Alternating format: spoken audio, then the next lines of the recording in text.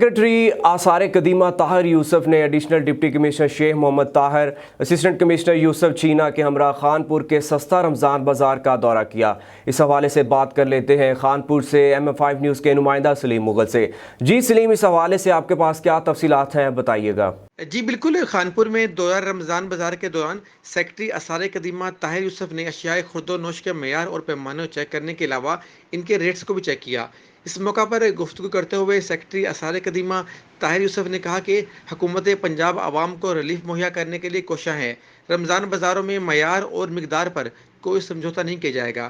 اس کے علاوہ غفلت کے مرتکب دکانداروں اور اہلکاروں سے سختی سے نمٹا جائے گا۔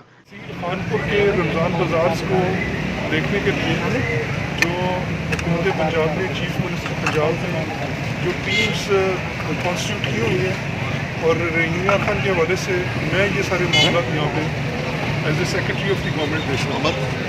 تو خانپور پہ جو ابھی میں نے جو رمضان بازار وزٹ کیا ہے تو اس میں میں نے یہ چیز نوٹ کی ہے کہ جو چیزوں کی اویلیبلٹی ہے، سپلائی جو ہے، اس میں تو مجھے کوئی پرابلم نظر نہیں آ رہی۔